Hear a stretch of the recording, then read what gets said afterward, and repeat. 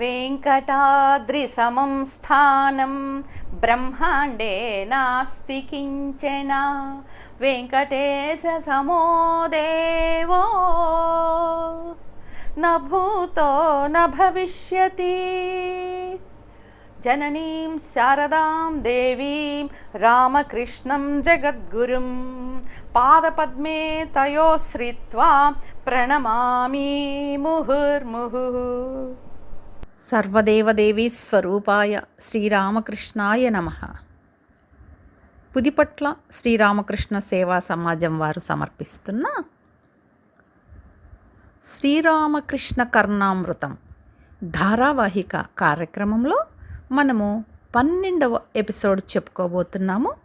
ఆత్మీయులారా, అందరికీ నమస్కారం. ఈ 12వ ఎపిసోడ్లో మొత్తం పుస్తకాన్ని 10 సర్గలుగా విభజించారని మొదట మనం చెప్పుకున్నాం. ఇప్పుడు మనము రెండవ సర్గ, దీనికి ద్వితీయ సర్గ, దీనికి తురీయ పురుషార్థం భక్తి అన్నటువంటి శీర్షికను పెట్టారు ఒట్టూరు బాలభట్ గారు. మనము పోయినసారి 47వ శ్లోకం వరకు చెప్పుకున్నాము ఆత్మీయులారా. ఇప్పుడు 48వ శ్లోకంలోకి వెళుతున్నాం.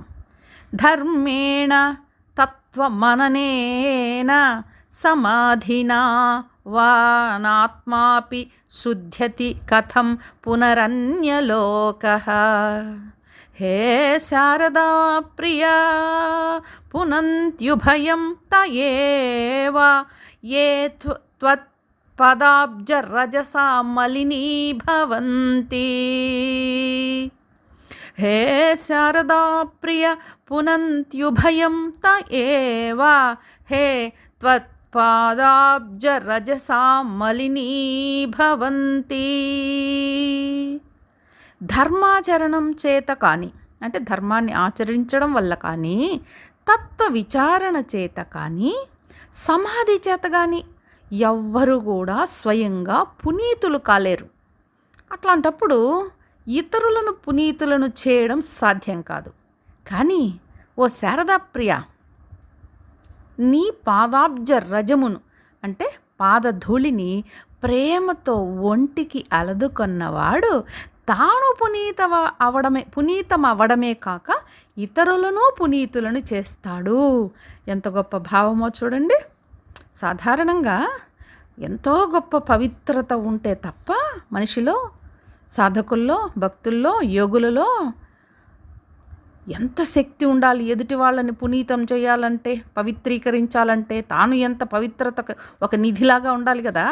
మరి ఎలా ఉంటావోలాగా పవిత్రత స్వరూపంగా? ధర్మాచరణం చేత కానీ రాదు నీకు ఆ పవిత్రత. తత్వ విచారణ చేత సమాధి స్థితికి వెళ్ళిపోతావేమో అంత గొప్పగా సాధన చేసి అయినప్పటికీ పునీతులు కాలేరు. అట్లాంటప్పుడు నువ్వు ఎదుటి వాళ్ళని ఎలాగ పునీతుల్ని చేస్తావయ్యా? కానీ దీనికి చాలా సులభమైన అద్భుతమైన కిటుకుంది. ఏమిటది? నీ పాదాబ్జ రజమును, నీ పాదధూళిని ప్రేమతో ఎట్లా అలదుకోవాలి? ఆహా, ఏంటి ఈ పవిత్రమూర్తి, ఏమి ఈ దివ్య అద్భుతమైనటువంటి చరిత్ర, ఏమి ఈ సాధకుడు, ఏమి ఇటువంటి వైరాగ్య చక్రవర్తి తండ్రి. ఉజ్వలంగా ఎగసిపడేటువంటి భక్తి జ్ఞాన వైరాగ్య తరంగాల ఉద్ధృతమైన తాకిడికి తట్టుకోలేక నీ ప్రేమలో, నీ భక్తిలో, నీ ఆరాధనలో, నీ చింతనలో పడిపోయానయ్యా తండ్రి తండ్రి అని ప్రేమ, అతిశయించిన ప్రేమతో ఆ పాదధూళిని ఒళ్ళకంతా పూసేసుకున్నాడు అనుకోండి. అప్పుడు తాను పునీతుడు అవడమే కాదు, ఎదుటి వాళ్ళని పునీతుల్ని చెయ్యగలడు. ఆ శక్తి ఆ మనిషిలో ఉందా? కాదు కాదు, శ్రీరామకృష్ణుల చరణ ధూళిలో ఉందండి. అంత గొప్ప విషయము. అందుకనే మన సంస్కృతిలో రజస్సు, పాదాలకి నమస్కరించడము, ఆ పాదధూళిని శిరస్సు మీద చల్లుకోవడము. ఎక్కడో విన్నానో చదివానో, మనిషి తపశ్శక్తి పాదాలలో ఉంటుంది. ఎందుకంటే ఎంత గొప్ప విషయాలు, ప్రవచనాలు, అద్భుతమైనటువంటి మాటలు వింటే కూడా ఆ మనిషి నోటికి నమస్కారం చేయం కదా, మనము పాదాలకి కదా నమస్కారం చేస్తాము. అటువంటి దివ్యమైనటువంటి ఆ పాద నమస్కారము, ఆ పాద ధూళిని స్వీకరించడము, ఆ పాదాలని ఎంత ఇదిగా మనకి ప్రాచీన సంప్రదాయంలో పళ్ళెంలో ఉంచి కడిగి దానిని చక్కటి బట్టతో తుడిచి పాదాలని, ఏమి అద్భుతమైన సంస్కృతి అండి. పాదపూజ చేయడము, పాదుకలని పూజించడము, ఎంత వినమ్రత, ఎంత భక్తి, అక్కడ ఎంత అహంకార రాహిత్యము చూడండి ఆత్మీయులారా. అది అక్కడ శ్రీరామకృష్ణుల యొక్క పాదధూళిని ఎవరైతే ఊళ్ళంతా పూసేసుకుంటాడో అతనికి ఆ పవిత్రత చేకూరడమే కాకుండా ఎదుటి వాళ్ళని సైతం పవిత్రీకరించగల శక్తి అతనికి వస్తుంది అనేటువంటి ఒక అద్భుతమైన విషయాన్ని, సత్యాన్ని, భావాన్ని ఇక్కడ చెప్తున్నాడు మనకు రచయిత. 49వ శ్లోకంలోకి వెళ్తున్నాం. త్వత్కేలిపానకుతుకీ శ్రవణస్తు సేతుస్త్వన్నామగాన నిరతా రసనాపి గంగా త్వద్రూపచింతనపరా ధిషణా చ కాశీ త్వత్ప్రేమ భక్తి సరసాత్మకలా చ ముక్తిః త్వద్రూపచింతనపరా ధిషణా చ కాశీ త్వత్ప్రేమ భక్తి సరసాత్మకలా చ ముక్తిః. నీ లీలలు వినడంలో ఆసక్తి కలిగిన చెవులు సేతుబంధ రామేశం. పుణ్యక్షేత్రాలు, పుణ్య నదులు అన్నీ కూడా ఎక్కడున్నాయో చెప్తున్నారండి ఈ శ్లోకంలో, ఈ భావంలో. నీ లీలలు వినడంలో ఆసక్తి కలిగిన చెవులు సేతుబంధ రామేశ్వరం. నీ నామగానంలో సదా లీనమైన నాలుకే పవిత్ర గంగా నది. నీ రూప చింతన ధ్యానంలో ఉన్న మేధస్సే కాశీనగరం. నీ పట్ల ప్రేమ భక్తి నిండిన మనస్సే ముక్తిధామం. ఎంత గొప్పగా చెప్పారో చూడండి. మొట్టమొదట శ్రవణం, వినడం, నీ లీలలు, నీ కథలు. అబ్బా అబ్బా ఇప్పటికే ఎన్నోసార్లు విన్నాంలిద్దరు, మళ్ళీ ఏం వింటాం అనేటువంటి స్థితి లేకుండా, పరిస్థితి లేకుండా ఒక నిత్యోత్సాహంతో, నిత్య ఆసక్తితో, అనురక్తితో వినాలి అనేటువంటి బుద్ధి పుట్టాలి మనకి. అది కూడా ఎంతో పుణ్యం ఉంటే కానీ పుట్టదు తల్లులారా, తండ్రులారా. అలాగా ఆసక్తి, ఇష్టం, ప్రేమ, అది వినడం, మళ్ళీ మళ్ళీ వినడం ఎంత అద్భుతం. ఆ చెవులు సేతుబంధ రామేశ్వరం అంట, పుణ్యక్షేత్రం.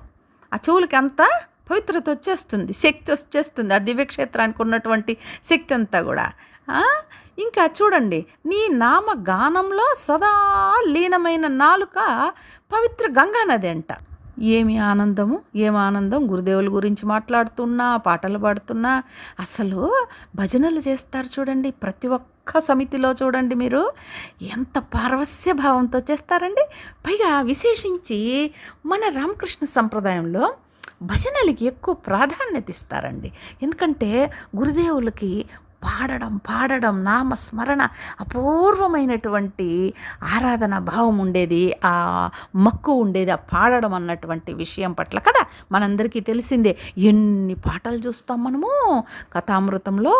అబ్బా అడుగడుగుకి అపూర్వమైనటువంటి భావం కలిగిన పాటలు ఎన్నో ఉన్నాయండి.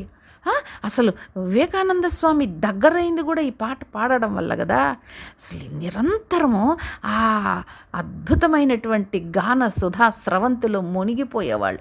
వేరే వాళ్ళు భక్తి పాట పాడుతుంటే ఆనందాశ్రువులు వచ్చేసి పారవస్య స్థితిలోకి, సమాధి స్థితిలోకి వెళ్ళిపోయేవారు గురుదేవులు. ఆ భావాన్ని అంతగా హృదయంలో హత్తించుకునేవారు అన్నమాట. అది అక్కడ విషయం. పాట అద్భుతంగా ఉంది, గొంతు అద్భుతంగా ఉంది కాదు, ఆ పాటలో అర్థం ఏంటి, ఆ పాట ద్వారా చెప్పబడేటువంటి తత్వం ఏంటి. అబ్బా ఏమి అద్భుతం. మన రామకృష్ణుల వారు పాడిన పాటలు, భక్తులు పాడిన పాటలు అపూర్వం అండి, చాలా అపూర్వం. కాబట్టి నీ నామగానంలో సదా లీనమైన నాలుకే పవిత్ర గంగా నది. నీ రూప చింతనా ధ్యానంలో ఉన్న మేధస్సు కాశీనగరం అంట. కాశీ అపూర్వమైనటువంటి క్షేత్రం కదూ అది. అటువంటి కాశీ క్షేత్రంతో సమానము నీ బుద్ధి, నీ మేధస్సు, ఎప్పుడు నిరూప చింతన ధ్యానంలో ఉన్నప్పుడు. ఆహా, ఏమి రూపం అది! ఎన్ని రకాలుగా ధ్యానం చేయొచ్చు మనము. శిష్యులతో మాట్లాడుతున్నటువంటి రూపము చూడండి. అలాగే కాళీమా తల్లిని పూజిస్తున్నటువంటి రూపము. ఆహా, అపూర్వమైన తన్మయ భావంతో ఆ తల్లిని అలాగా పట్టేసుకొని, అమ్మా అమ్మా జగజ్జనని తల్లి, నీ బిడ్డనమ్మా, నాకేమీ తెలియదమ్మా, నాకు ఎవరూ వద్దు, ఏమీ వద్దమ్మా, నాకు బంధువులు వద్దు, సంపదలు వద్దు, పేరు ప్రతిష్టలు వద్దు తల్లి, నాకు నువ్వే కావాలి అమ్మా అమ్మా అమ్మా అంటూ అబ్బా ఆ పసిబిడ్డ లాంటి సరళత్వంతో తల్లిని చుట్టేసుకునేటువంటి ఒక రూపము. ఆహా, అలాగే పూజ చేసేటప్పుడు అత్యంత పారవస్య భావంతో ఉండేటువంటి స్వరూపము, పాట పాడుతుంటే తన్మయంతో నృత్యం చేసేటువంటి రూపము, కూర్చొని అలాగే దివ్యాతి దివ్యమైనటువంటి దరహాసంతో ఎక్కడో అపూర్వంగా అఖండమైనటువంటి సచ్చిదానంద స్వరూప స్థితిని, ఆ లోకాలని పరంధామాన్ని దర్శించేటువంటి దివ్య దరహాసము, దివ్య దృక్కులు, చూపులు మామూలుగా ఉంటాయండి గురుదేవుల చూపులు? మనం నిత్యం పూజించేటువంటి చిత్రపటంలో చూడండి, ఆ మూర్తి చూడండి, అబ్బా ఎంత దివ్యంగా ఉంటుంది. ఈ మానవులకి సాధ్యం కాదు ఆ దరహాసము, ఆ దృష్టి ఎక్కడుంటుంది? ఆ దృష్టి అబ్బా, అటు దివ్యాతి దివ్యమైన పరంధామానికి, ఇటు మనలాంటి కుళ్ళులు కుట్రలు కుత్సితాలుతో నిండిపోయినటువంటి భూలోకానికి నిరంతరం వస్తూ పోతూ ఉండేటువంటి ఆ దివ్య దృక్కులు. అబ్బా, ఎంత అపూర్వమైనటువంటి రూపాలు, ఎన్ని రూపాలు కళ్ళ ముందు మెదులుతాయి గురుదేవులవి. ఆహాహాహా. అన్నిటికంటే ఇంకా శిష్యులతో అదిగొదిగో ఆ దక్షిణేశ్వరంలో గంతులేస్తున్నారు చూడండి, ఎంత బాగా చెట్ల మీదికి ఎగరటము, దుంకటము, పరిహాసాలు చేయడము, ఎవరినో అనుకరిస్తూ చూపించడము, శిష్యులందరూ పొట్ట చేత పట్టుకొని విరగబడి నవ్వుతున్నారండి. ఆహాహా, ఎంత అద్భుతమైన దృశ్యమో చూడండి. ఆయన ఏమన్నా దండించి గొప్పగా పాఠాలు నేర్పించి అట్లాంటి క్లాసులు తీసుకునేటువంటి గురువు ఆయన. ఎంత ఉత్సాహంగా, ఎంత సంతోషంగా, ఎంత ప్రేమగా, దివ్య ప్రేమ కదూ. ఆ అలౌకికమైన దివ్య ప్రేమకు లోబడిపోయి తల్లిదండ్రుల్ని మొత్తం సమస్తము, ఇల్లు, ఉద్యోగ అవకాశాలు, విద్యలు అన్నీ వదిలిపారేసి వచ్చేసారు ఈ మహాత్ములు. సామాన్యుల వాళ్ళందరితో గడిపినటువంటి ఆ స్వరూపాలు ఎన్ని కళ్ళ ముందు మెదులుతాయి. వచ్చిన ఒక్కరొక్కరిని కూడా మళ్ళీరా అని ఒక మంత్రంలాగా చెప్పడము. అదిగొదిగొదిగో అక్కడికి ఎక్కారు కుటీ పైకి. ఏమిటి 20 సంవత్సరాలు 23 సంవత్సరాలు అయిపోతుంది ఆయన దక్షిణేశ్వరానికి వచ్చి. సాధనలు చేశాడు 12 సంవత్సరాలు సుదీర్ఘకాలం సాధనలు చేశాడు తండ్రి అయ్యా. ఇక తను పొందినటువంటి దివ్యాతి దివ్య అనుభవాలు, ఆ పారవస్య స్థితులు, దేవీ దేవతా దర్శనాలు, ఇవన్నీ ఎవరికి చెప్పాలి? ఉత్తమోత్తములైనటువంటి శిష్యులు రావాలి. తాను ఏ స్థాయిలో వాటిలన్నింటినీ పొందాడో, అనుభవించాడో ఆ స్థాయిని అందుకోగలిగినటువంటి దివ్యాత్మ స్వరూపులు రావాలి తన దగ్గరికి. ఆమాయంతు బ్రహ్మచారిణః స్వాహ, విమాయంతు బ్రహ్మచారిణః స్వాహ. వేదంలో మంత్రమండి. ఏమిటి దానికి అర్థము? ఉదాత్తమమైనటువంటి మనస్తత్వము, సచ్చీలము కలిగినటువంటి దివ్యమైన శిష్యులు అన్ని దిక్కుల నుంచి నా వైపుకు వచ్చెదరుగాక అని కుటీపైకి ఎక్కి, నాయనలారా ఎక్కడున్నారు? ఇదిగో ఈ లౌకికమైన మాటలతో నా చెవులు తూట్లు పడిపోతున్నాయి కదరా తండ్రులారా, రండి నా దగ్గరికేని ఏడ్చినటువంటి గురుదేవులు కనపడుతున్నారు కదా మనకి. ఎన్ని స్వరూపాలు!